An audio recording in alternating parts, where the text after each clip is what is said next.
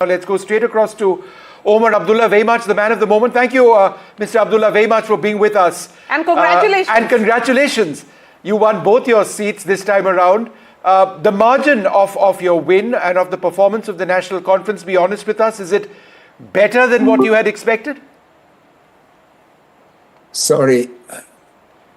Actually, yes. I didn't expect as many seats as this.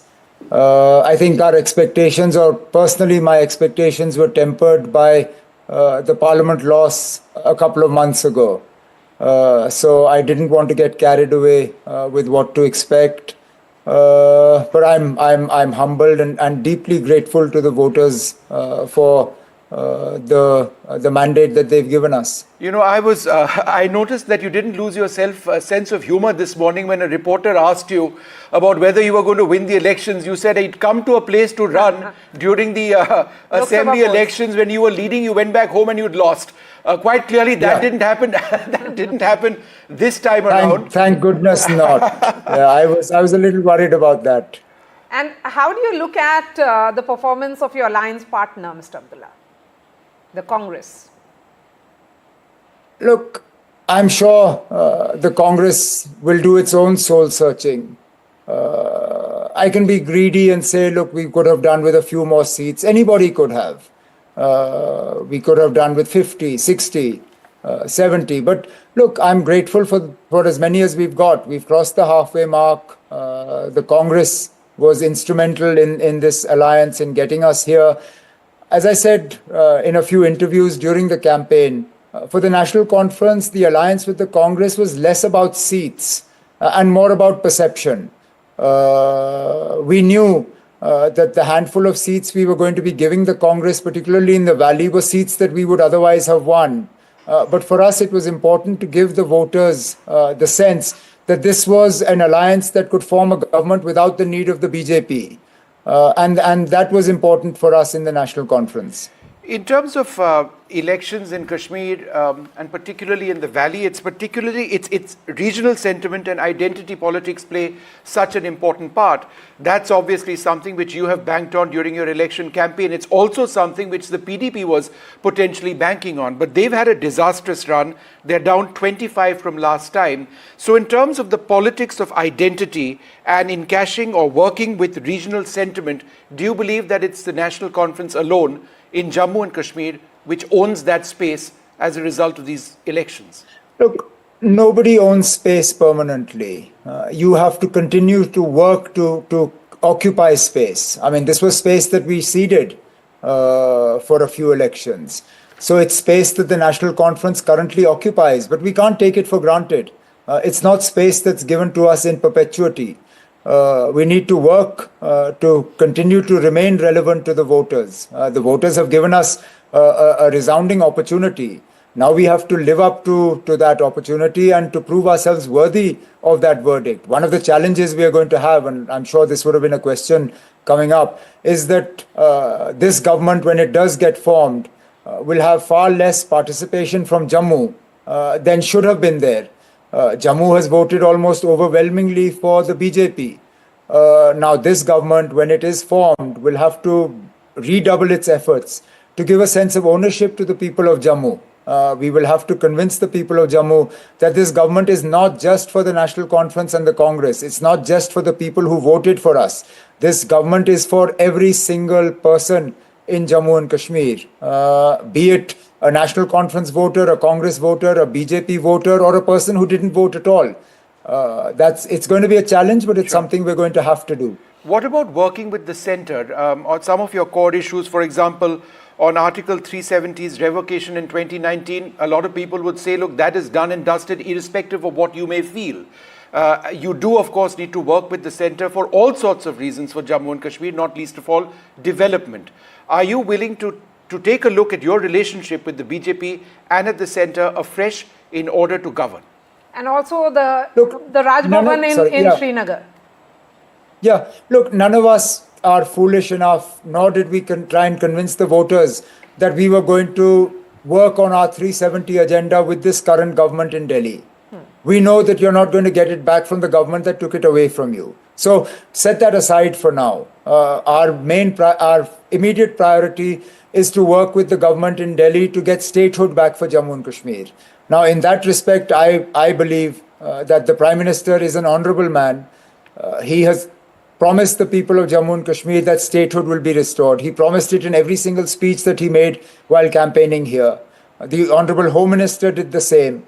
And therefore, once the government is formed, I'd like to believe that the Chief Minister will come to Delhi, talk to the Prime Minister and others, and establish a good working relationship.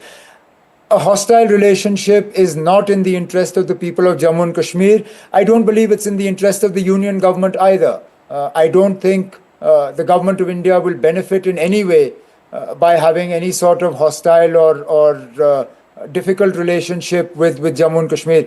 Jammu and Kashmir has enough problems as it is. We have hostile neighbors on both sides. We don't need a hostile relationship with government of India as well. So it would be my advice to the incoming government in J&K to move to have a good working relationship with government of India, and at the same time figure out a working relationship with Raj Bhavan for the duration that we're a union territory. We're going to have to figure out how to work together. Now, unfortunately, with this Lieutenant Governor, we have no relationship at all. If there has been one, it's been one that's been a little hostile rather than anything else. So we're going to have to restart from a fresh page and figure out a good working relationship there as well. Important words over there, a conciliatory tone that seems absolutely clear.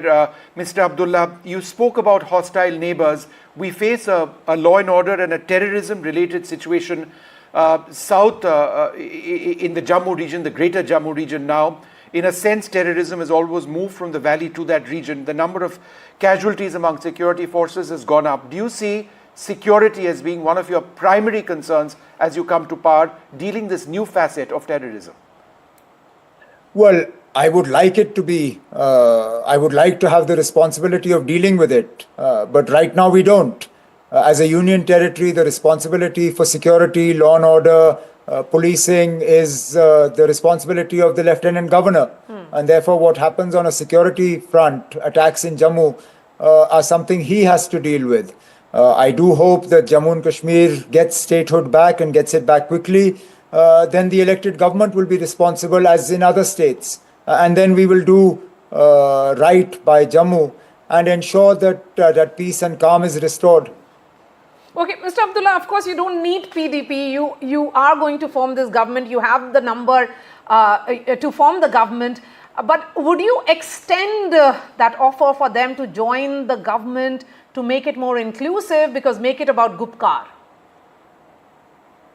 It's honestly not a thought that's crossed our minds. At the moment, making this government more inclusive with regard to Kashmir is not the challenge. The challenge is to make this government more inclusive for the people of Jammu. And unfortunately, the PDP doesn't have any seats from Jammu. Okay, Professor Sandeep Shastri, Omar has a question for you. Professor Shastri, go ahead. Congratulations, Omarji, on this victory. And it is wonderful to hear these sentiments of yours of wanting to work in collaboration with the centre. But with the National Conference also being a part of the India coalition, would the realities of politics somewhere come in the way, because there would be the larger picture of how politics shapes up between the India coalition on the one hand and the NDA on the other? So do you see any complication coming up because of that factor? The wider India coalition's responsibilities are largely the Congress parties in the rest of the country. And again, I would like to believe that the Congress party will be responsible enough not to try and push the government of Jammu and Kashmir into an antagonistic relationship with the union government. If we're not looking for a fight, I don't think one should be forced on us.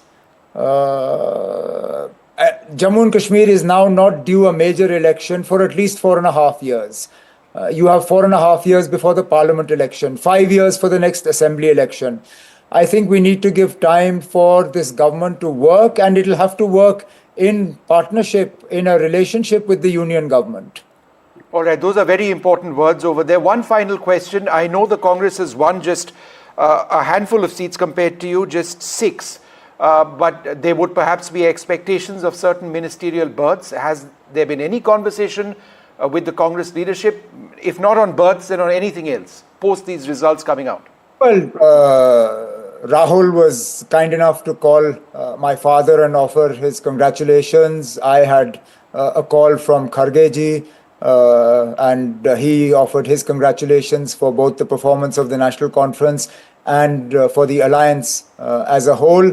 But beyond that, there have been no conversations. The National Conference is yet to elect its legislative party leader, at which point in time we'll sit down with the allies and see what has to be done.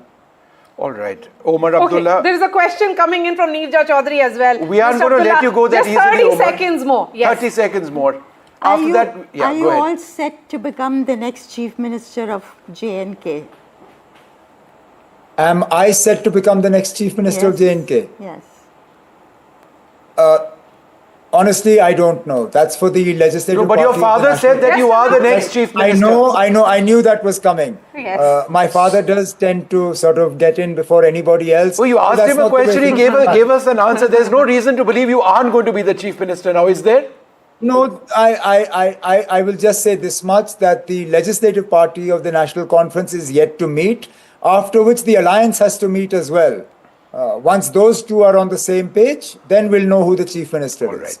All So right. there is a process over there. Thank you, Omar Abdullah, very much the man of the moment in Jammu and Kashmir. Congratulations on a fantastic election performance.